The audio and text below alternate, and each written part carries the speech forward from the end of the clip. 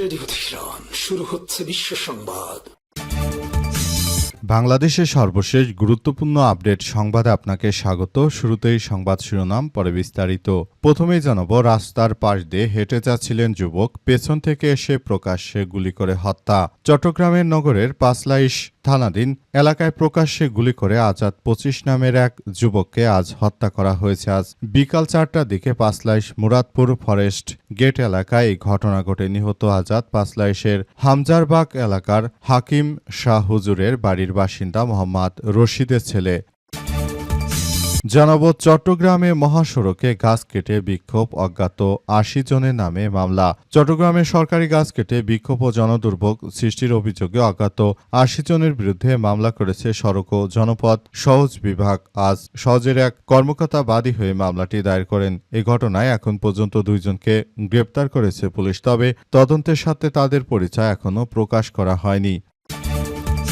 এরপর জানাবো, ওসি যোগদানের পর বেড়েছে চাঁদাবাজি, নিয়মিত মাসোয়ারা নেয় পুলিশ। নওগাঁ সদর উপজেলা তিলকপুর ইউনিয়নের ইকোরতারা গ্রামের বাসিন্দা ফ্রিল্যান্সার নাইম হোসেন গত ২২ জুন আকস্মিক তার বাড়িতে হাজির হন।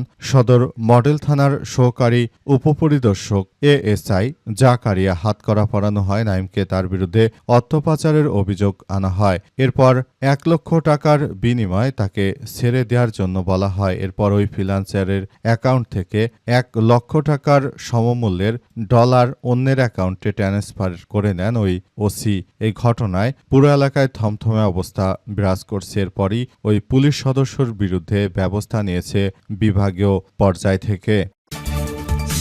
এদিকে জামাতের আমির বললেন, আমরা বলেছি সরকারি সুবিধা না নেয়ার চেষ্টা করব, তবে কেউ নিলে অপরাধ নয়। বাংলাদেশ জামাত ইসলামের আমির ডাক্তার শফিকুর রহমান বলেছেন, নির্বাচনের সময় দেশবাসীর সামনে বলেছিলাম সরকারি সুযোগ সুবিধা যতটা না নিলে না হয় আমরা ততটা করব, কিন্তু আমরা কোনোভাবে কোনো সুযোগ সুবিধা নিচ্ছি না। তারপরও আমাদের দলের মধ্যে কেউ যদি কোনো সরকারি সুবিধা চায় সেটাকে আপনারা অপরাধ হিসেবে বিবেচনা করলে চলবে না।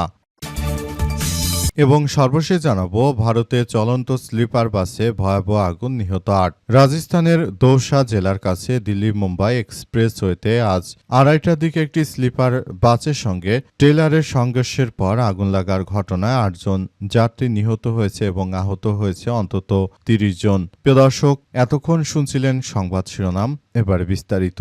তবে তার আগে বন্ধুরা, অনুরোধ থাকবে এই সংবাদটিতে একটি লাইক দিন। এই চ্যানেলে আপনি নতুন হয়ে থাকলে আমাদের সংবাদটি দেখতে দেখতে চ্যানেলটি সাবস্ক্রাইব করে রাখুন। কমেন্ট করে বন্ধুরা আপনার মূল্যবান মতামত জানিয়ে দিন আপনি বিশ্বের কোন দেশ থেকে বা বাংলাদেশের কোন স্থান থেকে আমাদের সংবাদটি দেখছেন এবং শুনছেন। আর বন্ধুরা, সংবাদটি আপনার সোশ্যাল মিডিয়া ফেসবুকে শেয়ার করে বন্ধুদেরও দেখার সুযোগ করে দিন। আর বন্ধুরা, আজকের এই সংবাদ সম্পর্কে আপনার মূল্যবান মতামত কমেন্ট বক্সে কমেন্ট করে জানিয়ে দিন।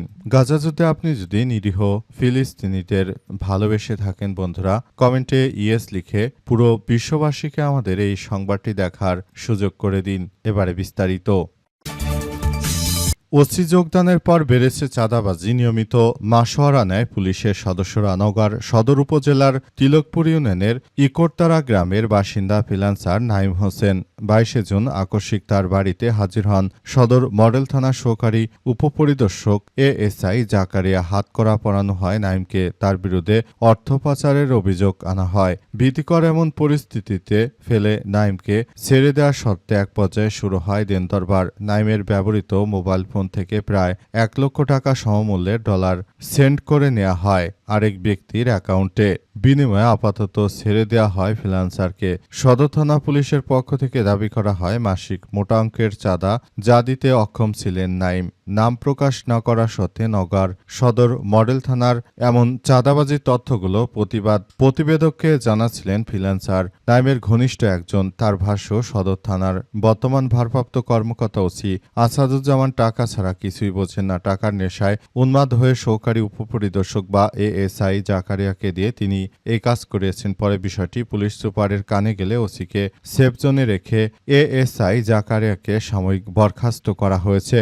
গত 22শে সেপ্টেম্বর নওগাঁ সদর মডেল থানার ওসি হিসেবে যোগদান করেন মোহাম্মদ আসাদুজ্জামান। থানার অধীনে রয়েছে ভীমপুর পুলিশ তদন্ত কেন্দ্র এবং শহরের কালীতলা পুলিশ ফাঁড়ি। অভিযোগ রয়েছে আসাদুজ্জামান ওসি হিসেবে যোগদানের পর তার অধীনে দুটি ইউনিট কাজ করে এবং প্রতিটি ইউনিটে তিনি মূলত এক ত্রাসের রাজত্ব কায়েম করে চলেছেন। তাই এই বিষয়গুলো খুবই গুরুত্ব সহকারে দেখা হচ্ছে, যাতে করে ভবিষ্যতে আর এই ধরনের কোনো ঘটনা কেউ ঘটাতে না পারে। সেই ব্যাপারগুলো আসলে খুবই গুরুত্ব সহকারে দেখভাল করতে হচ্ছে। আসলে মূল বিষয়গুলো তারা মোট কথা চাঁদাবাজি করছে সেটি প্রকাশ্যে এসেছে।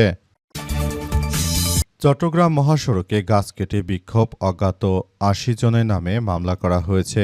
বিএনপির সন্ত্রাসী আসলাম চৌধুরীর মনোনয়ন বাতিল করে দেওয়ার পর তার এমপিত্ব পদ বাতিল করে দেওয়ার পর চট্টগ্রামে বিএনপির সন্ত্রাসীরা মাঠে নেমে তারা পুরো ঢাকা চট্টগ্রাম মহাসড়কের বিভিন্ন জায়গায় সরকারি বড় বড় গাছ কেটে তারপর তারা সন্ত্রাসী কার্যক্রম চালিয়েছিল।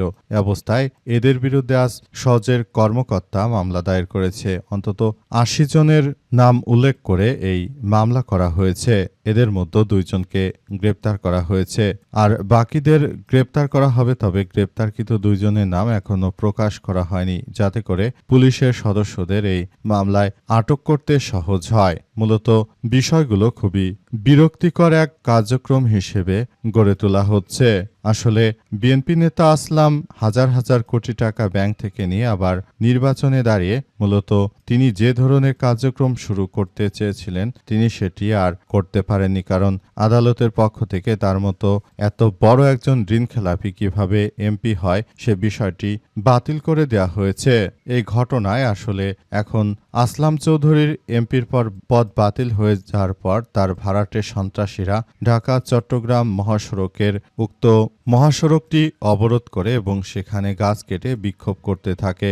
এই ঘটনা আসলে কোনোভাবে গ্রহণযোগ্য হতে পারে না, কারণ আদালতের সিদ্ধান্তকে যারা অমান্য করে তারা মূলত দেশের ভালো চায় না। তারা সব সময় এমন কিছু করতে চায় সেটা দেশের জনগণের জন্য খুবই ভয়াবহ এক বিপর্যয়কর পরিস্থিতির জন্ম দিতে পারে। তাই এই বিষয়গুলো নিয়ে সবাইকে এখনই ভাবা উচিত এবং যাদেরকে আটক করা হচ্ছে তারা সবাই মোটামুটি কথা বুঝতে পারবে যে পরবর্তীতে এই ধরনের অহেতুক আন্দোলন করে জনগণের বিরুদ্ধে দুর্ভোগ ছড়ানোর জন্য আসলে কতটা বেগ পোহাতে হয়।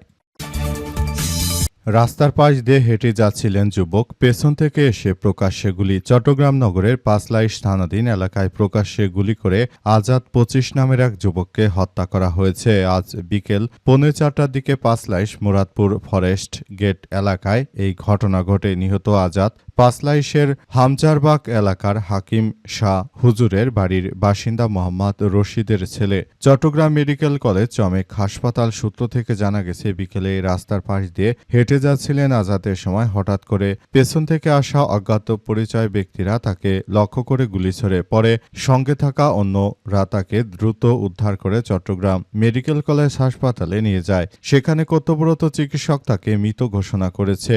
চট্টগ্রাম মেট্রোপলিটন পুলিশ বা সিএমপির উত্তর বিভাগের উপকমিশনার মোহাম্মদ হাসান মোস্তফা স্বপন বলেন, মুরাদপুর ফরেস্ট গেট এলাকায় গুলির ঘটনার খবর পেয়ে পুলিশ ঘটনাস্থলে গিয়ে তদন্ত শুরু করেছে। সারা দেশ জুড়ে বিএনপি সরকার ক্ষমতা আসার পর এমন অরাজক পরিস্থিতি চলছে দেশ জুড়ে। তাদের এই নৈরাজ্যকর কার্যক্রম দেশবাসীকে খুবই হতাশার মধ্যে ফেলেছে। সবাই মনে করেছিল যে অন্তর্বর্তীকালীন সরকারের মাঠে কোনো ভিত্তি নেই, তাই অন্তর্বর্তীকালীন সরকার যখন পদত্যাগ করবে তখন হয়তো দেশে শান্তি শৃঙ্খলা ফেরত আসবে। কিন্তু এখন দেখা গেল পুরো উল্টো বিষয়। পুরো বিষয়গুলো আসলে দেখা যাচ্ছে যে এই মুহূর্তে আসলে কার্যক্রম সম্পূর্ণ উল্টে গেছে। অবস্থায় আসলে পরিস্থিতি কোন দিকে যাবে সেটি এখন পর্যন্ত বলা যাচ্ছে না। এই পরিস্থিতির মধ্য দিয়ে সবাইকে আসলে এগিয়ে যেতে হচ্ছে। এই পরিস্থিতির মধ্য দিয়ে আসলে সবাইকে এগিয়ে নিয়ে তারপর পুরো কার্যক্রম চালিয়ে যেতে হচ্ছে।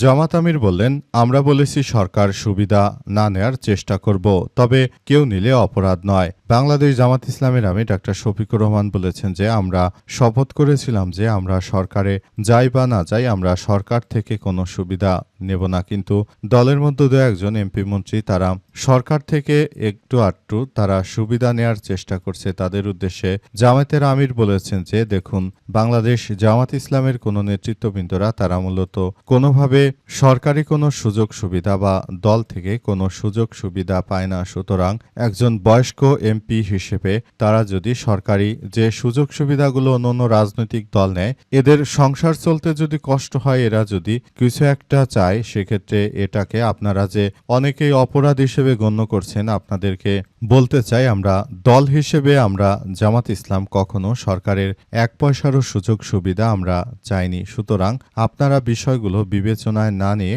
শুধুমাত্র একজন ব্যক্তি কথা বলে তারপর পুরো দলকে দোষারোপ করতে পারেন না। আমাদের পুরো দলের সিস্টেমটিকে বোঝার চেষ্টা করুন। সেখানে কোনো চাঁদাবাজি নেই, কোনো রাহাজানি নেই, কোনো সন্ত্রাসী অরাজক পরিস্থিতি কোনো কিছু নেই। তারপরেও তেইচুরে যে ধরনের কার্যক্রম চলমান রয়েছে, আসলে সেটি সবার জন্য খুবই দুঃখজনক এক ব্যাপার হয়ে দাঁড়িয়েছে। তাই সবাইকে বলতে চাই, আপনারা যার যার জায়গা থেকে এই পরিস্থিতিতে সবাই যার যার জায়গা থেকে যদি পরিবর্তন না হন, তাহলে ভবিষ্যতে আপনাদের সবাইকে আমরা বিষয়গুলো নিয়ে জবাবদিহিতার আওতায় নিয়ে আসব বলে জানান বাংলাদেশ জামাত ইসলামের আমির ডাক্তার শফিকুর রহমান।